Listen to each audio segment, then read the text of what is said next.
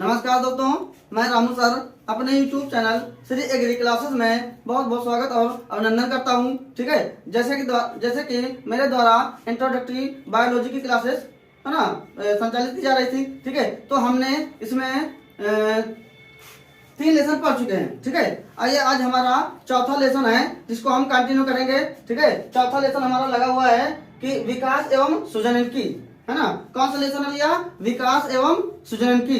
ठीक है, तो विकास है ना, सबसे पहले हम बात करेंगे कि भैया विकास क्या होता है ना। विकास होता क्या है? ठीक है, जैव विकास है ना, यानी कि हम मूल शब्द लेंगे जैव विकास। ठीक है, तो जैव विकास वह क्रमिक परिवर्तन होता है जो क्या होता है, धीरे धीरे है ना, धीरे धीरे क्रमिक परिवर्तन, यानी कि एक जीव से है ना दूसरे जीव में परिवर्तन होता रहता है। ठीक है ना। हम कह सकते हैं कि जैव विकास धीमी गति से होने वाला वह क्रमिक परिवर्तन है जिसके परिणाम स्वरूप है ना सरल सूक्ष्म जीवों से है ना, सरल सूक्ष्म जीवों से आधुनिक जटिल और बड़े जीवों का निर्माण हुआ है ना। सरल सूक्ष्म जीवों से जटिल संरचना वाले जीवों का निर्माण हुआ है। ठीक है, तो ये हमारी परिभाषा हो जाएगी जैव विकास की। ठीक है, आइए हम बात करते हैं कि जो जैव विकास शब्द है, यह जैव विकास शब्द किसने प्रतिपादित किया। ठीक है, तो यहां से ध्यान रखना कि हमारे एक वैज्ञानिक थे हर्बर्ट स्पेंसर। कौन थे भैया? Herbert Spencer. इन्होंने जैव विकास शब्द को प्रतिपादित किया था। ठीक है, ध्यान रखना, हर्बर्ट स्पेंसर। ठीक है, तो ये हमारी परिभाषा हो गई और इस शब्द के बारे में जानकारी रखना किसने दिया था? Herbert Spencer. ठीक है, अब उसके बाद में हम बात करेंगे कि जैव विकास की कुछ विशेषताएं होती है ना। जैव विकास की कुछ विशेषताएं होती हैं, उनके ऊपर हम बातें करेंगे। ठीक है, तो हमारा जैव विकास का जो पहला पॉइंट होता है ना, जैव विकास सिद्धांत का। ठीक है, तो इसमें क्या होता है कि जीवों में आदिकाल से ही क्या होता है, परिवर्तन होते रहे, है ना। जीवों में आदिकाल से ही परिवर्तन होते रहे, ठीक है, हो रहे हैं और आगे लगातार होते रहेंगे। ठीक है, तो ये हमारा पहला पॉइंट हो जाएगा। ठीक है, दूसरा पॉइंट हमारा हो जाएगा कि आजकल है ना, आजकल पाए जाने वाले जीव है ना, आजकल पाए जाने वाले जीव इसी है ना, इसी स्वरूप में नहीं बने थे, है ना। यानी जो आजकल जीव पाए जा रहे जीव जंतु, ठीक है, इसी स्वरूप में नहीं मिले हैं। ठीक है, बल्कि कहां से मिले हैं? बल्कि करोड़ों वर्ष पहले है ना सूक्ष्म जीवों से है ना फिर जटिल जीवों का निर्माण हुआ है। ठीक है, पॉइंट क्या है? तीसरा पॉइंट हमारा हो जाएगा ना, नए जीवों तथा नई जातियों की उत्पत्ति अत्यंत जटिल एवं क्या होती है, अत्यंत जटिल और धीमी क्रिया होती है। ठीक है, अत्यंत जटिल और धीमी प्रक्रिया होती है जिसको हम देख नहीं सकते हैं, है ना। यानी कि यह प्रक्रिया इतनी धीमी होती है कि हम इसको देख नहीं सकते हैं। ठीक है,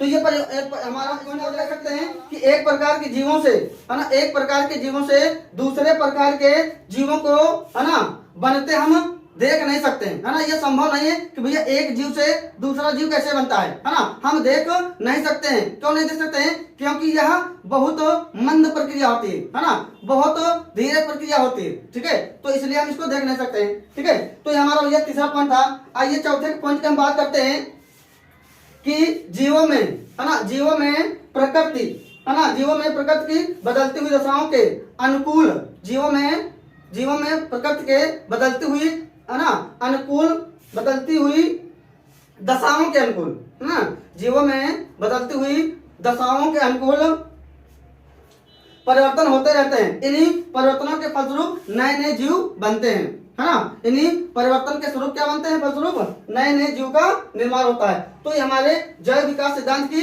4 विशेषताएं हो गई, है ना, इनको ध्यान रखना। आइए हम बात करते हैं जैव विकास एवं इसके प्रमाण, है ना। जैव विकास के प्रमाण कौन कौन से? जैव विकास के प्रमाण, है ना, जैव विकास के प्रमाण, जैव विकास के कौन कौन से प्रमाण हैं, है ना, इसके बारे में हम बात करते हैं। तो हमारा पहला पॉइंट हो जाएगा, क्या हो जाएगा कि वर्गीकरण से प्रमाण, है ना। पहला हो जाएगा वर्गीकरण से प्रमाण, है ना। पहला पॉइंट हमारा हो जाएगा भैया वर्गीकरण से, ठीक है, कि जैव विकास के प्रमाण कौन कौन से प्रमाण है। पहला हमारा प्रमाण भैया वर्गीकरण से प्रमाण, कौन है, वर्गीकरण से प्रमाण, है ना। तो विभिन्न जीवों की जातियों, है ना, विभिन्न जीवों की जातियों एवं उनमें उपस्थित प्राकृतिक समानताओं और असमानताओं, है ना, समानताओं या विभिन्नताओं के आधार पर, है ना, विभिन्न समूहों में व्यक्त करना क्या कहलाता है, वर्गीकरण कहलाता है ना। विभिन्न जीवों में, ठीक है, समानताओं और विभिन्नताओं के आधार पर वर्गीकरण अलग अलग करना, है ना। वर्गीकरण का मतलब होता है अलग अलग करना, ठीक है, ये क्या कहलाता है, वर्गीकरण कहलाता है, ठीक है। तो इसमें वर्गीकरण में, है ना, ये हमारी परिभाषा हो जाएगी वर्गीकरण की, ठीक है। उसके बाद में वर्गीकरण में, है ना, कुछ आते हैं, ठीक है, जैसे कि बांटा गया है कि रीढ़ रज्जु के आधार पर, है ना, जिसको हम कह सकते हैं, ठीक है, एक होता है भैया आ कैसे रुकी, एक होता है कैसे रुकी, है ना। कशेरुक दंड के आधार पर इसको दो भागों में बांटा जाता है। एक होता है आ कैसे रुकी, आ कैसे रुकी, है ना, और नंबर 2 हो जाएगा भैया कैसे रुकी, कैसे, है ना, कैसे रुकी। तो कैसे रुकी और आ कैसे रुकी क्या होता है, ठीक है, जिन जीवों में रीढ़ की हड्डी पाई जाती है ना, उनको कहते हैं कैसे रुकी, यानी जिसको हम कह सकते हैं कॉर्डेटा, है ना, और जिनमें रीढ़ की हड्डी नहीं पाई जाती है उनको हम कह सकते हैं आ कैसे रुकी, ठीक है। तो ये वर्गीकरण, है ना, किसके आधार पर बांटा गया भैया, कशेरुक दंड की उपस्थिति के आधार पर, है ना, कैसे रुकी और आ कैसे रुकी, है ना। अब आता है हमारा भैया दूसरा, है ना, दूसरा वर्गीकरण तुलनात्मक, तुलनात्मक रचना से प्रमाण, रचना से प्रमाण, है ना। दूसरा हमारा हो जाएगा भैया तुलनात्मक रचना से प्रमाण, है ना। तो तुलनात्मक रचना के आधार पर हम इसको दो भागों में बांट सकते हैं। एक हो जाएगा हमारा समजातता, है ना, क्या हो जाएगा, समजातता, है ना, जिसको हम अंग्रेजी में कह सकते हैं, क्या कह सकते हैं, होमोलॉजी,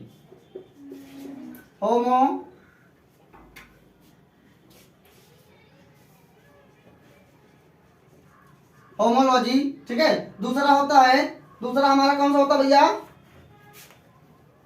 समरूपता, समरूपता, है ना, जिसको हम एनालॉजी, है ना। तो तुलनात्मक रचना के आधार पर इसको हम दो भागों में बांट सकते हैं, ठीक है। एक होता है समजातता, जिसको कहते हैं होमोलॉजी, ठीक है। दूसरा होता है भैया समरूपता, क्या होता है, समरूपता। तो समजातता क्या किसे कहते हैं, है ना, समजातता। तो इसमें होता है कि ऐसे जीव, है ना, ऐसे जीव जंतु जो जिनकी उत्पत्ति और रचना, जिनकी उत्पत्ति और रचना क्या होती है, एक समान होती है। जिनकी उत्पत्ति और रचना एक समान होती है, परंतु उनके कार्य क्या होते हैं, भिन्न भिन्न होते हैं, है ना, परंतु उनके कार्य भिन्न भिन्न होते हैं। तो उसको हम क्या कह सकते हैं, समजात अंग कह सकते हैं, है ना। क्या कह सकते हैं, समजात अंग, समजात अंग, है ना, समजात अंग कह सकते हैं, जिनकी उत्पत्ति और रचना एक जैसी होती है और कार्य क्या होते हैं, भिन्न भिन्न होते हैं। उदाहरण जाएंगे मनुष्य के हाथ, है ना, मनुष्य के हाथ हो जाएंगे, ठीक है, और मछलियों के जो पंख होते हैं, है ना, वो हो जाएंगे। और जैसे शेर या बाघ का जो आगे वाले पैर होते हैं, ठीक है, तो उनकी जो भैया संरचना होती है, बनावट क्या है, एक जैसी है ना, बनावट एक जैसी है, लेकिन उनके जो कार्य हैं वे अलग अलग है, ठीक है। जैसे मनुष्य के हाथ हैं तो वे क्या है, वस्तु को पकड़ने के लिए, ठीक है, और जो मछलियों के पर होते हैं वे उनको तैरने में सहायता करती है, ठीक है। जैसे जो शेर के जो पंजे होते हैं वो दौड़ने में काम आते हैं, ठीक है। तो इस प्रकार की परिभाषा क्या हो जाएगी, वे अंग जिनकी उत्पत्ति एक समान है परंतु कार्य भिन्न भिन्न होते हैं, ठीक है, उसको हम समजात अंग कह सकते हैं, ठीक है। दूसरा होता है समरूपता,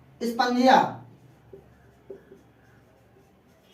है ना, प्रोटीरोस्पंजिया। ये भैया किसके किसके बीच की संयोजक कड़ी है, ठीक है, प्रोटीरोस्पंजिया, ठीक है। ये भी संघ प्रोटोजोआ का जंतु होता है, ठीक है। प्रोटीरोस्पंजिया किस संघ का प्राणी है, संघ प्रोटोजोआ और पोरीफेरा, ठीक है। किसके किसके बीच की कड़ी है, प्रोटोजोआ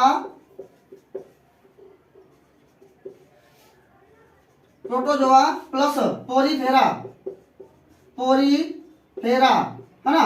इन दो जीवों के बीच की कड़ी है ना। प्रोटोजोआ प्लस पोरीफेरा संघ के, है ना, बीच की संयोजक कड़ी माना जाता है किसको, प्रोटीरोस्पंजिया, ठीक है। तो हमारा जुगलीना हो गया पहला, दूसरा हो गया प्रोटीरोस्पंजिया, है ना। अब तीसरा की बात करते हैं भैया। तीसरा हमारा क्या हो जाएगा, नियोपिलाइना। क्या हो जाएगा, नियोपिलाइना,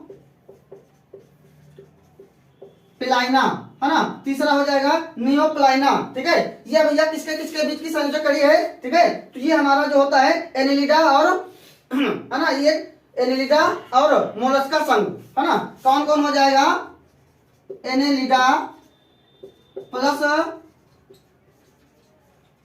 है ना, मोलस्का संघ के बीच की संयोजक कड़ी है ना। एनिलिडा में कौन आता है, एनिलिडा में जैसे कि भैया केचुआ आता है ना। और मोलस्का में कौन आता है, जैसे कि घोंघा, सीपी, है ना। तो जो हमारा नियोप्लाइना है यह किसके किसके बीच की संयोजक कड़ी है, तो एनिलिडा और मोलस्का संघ के बीच की संयोजक कड़ी है, ठीक है।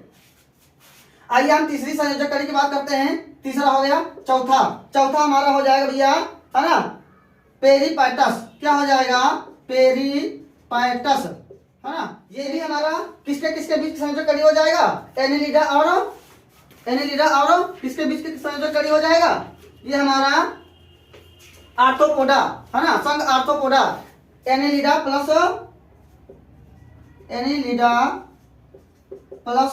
आर्थ्रोपोडा, है ना। तो हमारे पहला हो गया युगलीना, किसके किसके बीच की संयोजक कड़ी, इसको ध्यान रखना भैया, प्रोटोजोआ, है ना। ये प्रोटोजोआ संघ का प्राणी है, ठीक है। तो ये जंतु और पादप के बीच की संयोजक कड़ी है, किसको कहा जाता है, युगलीना को। दूसरा हो जाएगा भैया प्रोटीरोस्पंजिया, ये प्रोटोजोआ और पोरीफेरा के संयोजक के बीच खड़ी है ना।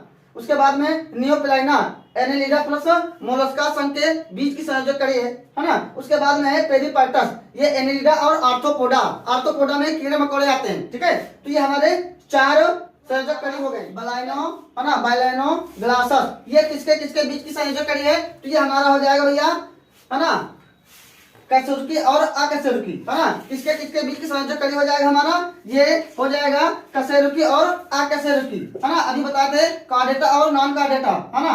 तो ये हो जाएगा कशेरुकी, है ना, कशेरुकी प्लस अकशेरुकी, है ना, अकशेरुकी, ठीक है। तो ये भी याद रखना, है ना। बलाइनो ग्लासस जो है कशेरुकी और अकशेरुकी के बीच की संयोजक कड़ी माना जाता है, ठीक है। तो ये हमारे 5 हो गए। आइए छठे पे बात करते हैं। छठा वाला है हमारा लैटिमेरिया। क्या हो जाएगा भैया, लैटिमेरिया,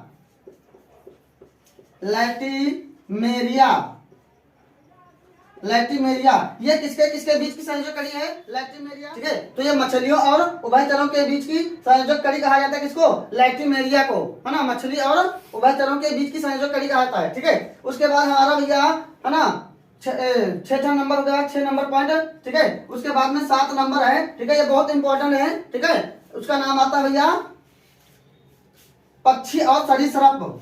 क्या आता है, पक्षी, है ना, प्लस सरीसृप, है ना, पक्षी प्लस सरीसृप, है ना। पक्षी और सरीसृप के बीच की संयोजक कड़ी किसको कहा जाता है, ये कहा जाता है भैया आर्कियोप्टेरिक्स। किसको कहा जाता है, आर्कियोप्टेरिक्स, है ना। इसका नाम ध्यान रखना, ठीक है, कि पक्षी और सरीसृप के बीच में, है ना, पक्षी और सरीसृप के बीच की संयोजक कड़ी किसको कहा जाता है, तो आर्कियोप्टेरिक्स, है ना। आर्कियोप्टेरिक्स क्या होता है भैया, यह एक कौवे के आकार का पक्षी होता है। किसके आकार का, कौवे के आकार का पक्षी होता है, ठीक है। यानी सरीसृप वाले लक्षण पाए जाते थे और पक्षी वाले यानी कि पंख पाए जाते हैं। इसमें क्या पाए जाते थे, पंख पाए जाते थे, है ना। पक्षियों के समान, तो इसलिए इसको सरीसृप और पक्षी के बीच की संयोजक कड़ी कहा जाता है। तो इसको बहुत जरूरी याद रखना है इसको, ठीक है। आज के टेस्ट हो जाएगा पक्षी और सरीसृप के बीच की संयोजक कड़ी, ठीक है। अगला हमारा है भैया 8 नंबर प्रोटोथीरिया, है ना। क्या होता है प्रोटोथीरिया,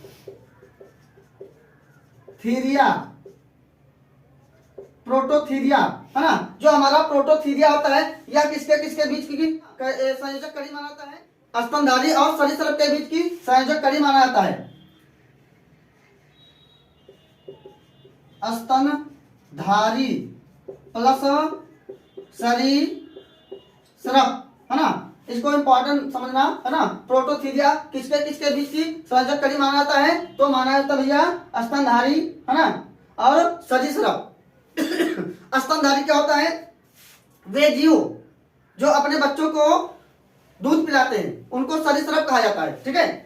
सॉरी सरीसृप नहीं, स्तनधारी जो बच्चों को दूध पिलाते हैं, है ना, और सरीसृप उसको कहा जाता है जिनमें पूंछ वगैरह होती है, ठीक है। तो ये हमारा क्या हो जाएगा प्रोटोथीरिया, स्तनी, है ना, और सरीसृप वर्ग के बीच की संयोजक कड़ी माना जाता है। पूर्वजता से प्रमाण, इसमें क्या क्या हो जाएगा भैया, पूर्वज, है ना, यानी कि जो हमारे पूर्वज होते हैं, है ना। जैसे कि मनुष्य की बात कर ली जाए तो मनुष्यों में पहले, है ना, जब मनुष्य का विकास हुआ, ठीक है, तब उसमें क्या होता था भैया, पूंछ होती थी, है ना। क्या होता था, पूंछ होती थी, और धीरे धीरे क्या हो गया, पूंछ का, है ना, पूंछ हमारे खत्म हो गई, ठीक है। यानी कि हमारे जो पूर्वज थे उसमें पूंछ हुआ करती थी, है ना, और उनमें धीरे धीरे क्या हो गया, उनमें पूंछ खत्म हो गई, ठीक है। और क्या होता है, जैसे कि पहले जो आदि मानव थे, है ना, उनके शरीर पर बहुत घने हुए बाल हुआ करते थे, ठीक है। तो कभी कदार अभी भी क्या होता है ना, कोई बच्चा ऐसा हो जाता है, ठीक है, जिसके शरीर पर, पूरे शरीर में एक शेर के जैसे बाल होते हैं, जिसको हम, है ना, लायन बेबी कह सकते हैं। क्या कह सकते हैं, लायन बेबी, ठीक है।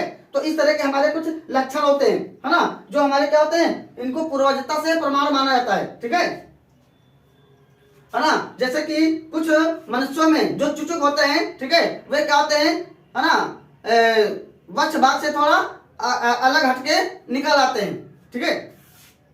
तो इस तरह के कुछ लक्षण होते हैं जो हमारे पूर्वजता का लक्षण माना जाता है, ठीक है। उसके बाद आता है पांचवा, है ना, पांचवा पॉइंट, है ना, चौथा पॉइंट हो गया हमारा पूर्वजता से प्रमाण, ठीक है। पांचवा पॉइंट आता है भैया हमारा, ठीक है, अवशेषी अंगों से प्रमाण, अवशेषी अंगों से प्रमाण,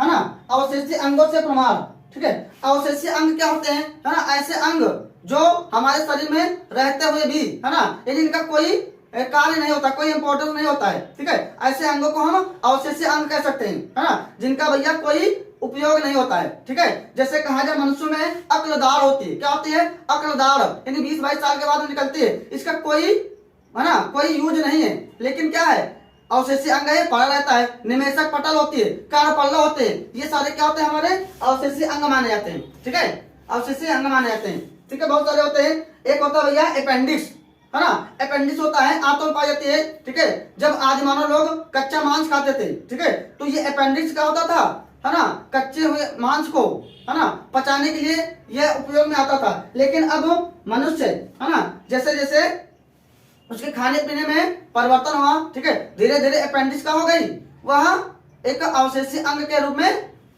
ना, कार्य करने लगा, यानी इसका कोई कार्य नहीं रहा, ठीक है। तो ये हमारे कुछ अंग होते हैं भैया जो, है ना, जिनको हम अवशेषी अंग कहते हैं। इनसे जो प्रमाण मिलते हैं उनको हम, है ना, अवशेषी अंग के अंतर्गत रखते हैं, ठीक है। तुलनात्मक भ्राणकी से प्रमाण, ठीक है, यानी भ्राणकी, है ना, एम्ब्रायो, जो कोई भी जीव है जिसका जो भ्रूण बनता है वह सेम एक जैसा ही होता है ना। किसी का भी जो भ्रूण बनता है वह पहले एक जैसा ही होता है, चाहे कुत्ते का हो, चाहे बिल्ली का हो, चाहे मछली का हो, चाहे मनुष्य का हो, ठीक है। लेकिन उसमें धीरे धीरे, है ना, वृद्धि और विकास होने के बाद में अलग अलग रूप धारण कर लेता है, ठीक है। लेकिन जो ये भ्रूण होता है वह पहले शुरू में एक ही जैसे होता है ना।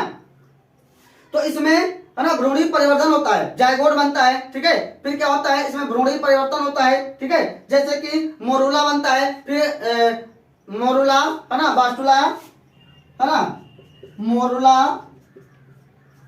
ब्लास्टुला, है ना, गैस्टुला, ठीक है, ये सारी प्रक्रियाएं होती है ना। तो इससे धीरे धीरे कशेरुकी वर्गों का, है ना, जैसे कि हो जाता है मत्स्य वर्ग, है ना, उभयचर वर्ग, सरीसृप, है ना, स्तनधारी, है ना, पक्षी वर्ग, इस तरह के वर्गों का निर्माण हो जाता है ना, बाद में, ठीक है। यानी भ्रूण एक जैसे होते हैं लेकिन उनमें धीरे धीरे, है ना, मोरुला, ब्लास्टुला, गैस्टुला, ठीक है, प्रक्रिया होने के बाद में, ठीक है, पक्षी वाले पक्षी वर्ग बन जाते हैं, है ना, सरीसृप, स्तनधारी, है ना, ये सब अलग अलग वर्गों में विभक्त हो जाते हैं। आइए दोस्तों देखते हैं, है ना, हम लोग पढ़े थे, ठीक है, जैव विकास के प्रमाण, ठीक है। तो हमारा 7वां पॉइंट था जीवाश्म विज्ञान से प्रमाण, है ना। जैसे कि हम बात करेंगे जीवाश्म। जीवाश्म क्या होता है कि लाखों वर्ष, है ना, लाखों करोड़ों वर्ष पृथ्वी के उथल पुथल के फलस्वरूप क्या हुआ, बहुत बड़े, है ना, बहुत बड़े बड़े पेड़ पौधे और वनस्पतियां, है ना, पेड़ पौधे वनस्पतियां और जीव जंतु दब गए, ठीक है। उन्हीं से जो उनके अवशेष मिलते हैं उसको हम जीवाश्म कहते हैं, है ना। उन्हीं के जो अंश मिलते हैं उसको हम जीवाश्म कहते हैं, है ना। जैसे कि जीवाश्म में आता है ना, कोयला, पेट्रोल, डीजल, मिट्टी के तेल, ये भी क्या है, जीवाश्म है ना, जीवाश्म ईंधन आते हैं, ठीक है। तो इनसे जो प्रमाण मिलते हैं उसको हम जीवाश्म कहते हैं, ठीक है। और ये जो जीवाश्म है ना, ये पैलियोंटोलॉजी, है ना, जीवाश्म विज्ञान को पैलियोंटोलॉजी कहते हैं। क्या कहते हैं, पैलियोंटोलॉजी, है ना। पैलियोंटोलॉजी का मतलब होता है कि, है ना, जीव विज्ञान की वह शाखा जिसके अंतर्गत हम जीवाश्म का अध्ययन करते हैं, है ना, उसको हम क्या कहते हैं, पैलियोंटोलॉजी या जीवाश्म विज्ञान। जीवाश्मों के प्रकार कौन कौन से जीवाश्मों के प्रकार हैं? एक है भैया संपूर्ण परिरक्षित जीव, ठीक है। उसके बाद में दूसरा है सांचा जीवाश्म, तीसरा है ठप्पा जीवाश्म, ठीक है। चौथा है प्रस्थिकृत जीवाश्म, है ना। पांचवा है जठराश्म तथा मल गुतिका, ठीक है। ये हमारे 5 क्या हैं, जीवाश्म विज्ञान के प्रकार हैं, ठीक है। पहला है संपूर्ण परिरक्षित जीव। इसमें क्या होता है, ठीक है, इसमें यानी इस प्रकार के जीवाश्म बर्फ या, है ना, बर्फ की जो परतें होती हैं उसके नीचे जो दब जाते हैं, है ना, जो सुरक्षित रहते हैं, उसको हम कहते हैं, क्या कहते हैं, संपूर्ण परिरक्षित जीव। क्या होता है, सांचा जीवाश्म, है ना। सांचा जीवाश्म मतलब होता है कि जो, है ना, ये संख्या में क्या होते हैं, अधिक होते हैं, है ना। ये जीवाश्म जो है ये क्या होते हैं, संख्या में अधिक होते हैं, ठीक है। और इसमें क्या होता है, ये जीवधारी के, है ना, शरीर का कोई भाग परिरक्षित होता है। जीवधारी के जो शरीर होते हैं वो क्या होते हैं, परिरक्षित होते हैं, नहीं सुरक्षित रहते हैं, ठीक है। उसके बाद में, है ना, काष्ठ यानी जो जीव जंतु होते हैं, ठीक है, वे क्या होते हैं, परिरक्षित होते हैं, ठीक है। उसके बाद में इसमें कार्बनिक पदार्थ, है ना, कार्बनिक पदार्थ क्या होता है, जम जाते हैं, ठीक है। उनसे जो यानी उनका जो पूरा पूरा शरीर होता है वह लगभग बचा रहता है, जिसको हम काष्ठ कहते हैं। क्या कहते हैं, काष्ठ, ठीक है। उसके बाद तीसरा आता है हमारा ठप्पा जीवाश्म, है ना। क्या आता है भैया, ठप्पा जीवाश्म। इसमें क्या आता है, इसमें, है ना, इसमें चट्टानों के, है ना, चट्टानों पर जीवधारी के शरीर संरचना की क्या होती है ना, शरीर की संरचना होती है। इसमें जीवाश्मों के, है ना, इसमें चट्टानों पर जीवधारी के शरीर की संरचना होती है, ठीक है। इसमें ठप्पा जीवाश्म, है ना, यदि उनका एक प्रकार का शेप बन जाता है, आकार बन जाता है, ठीक है।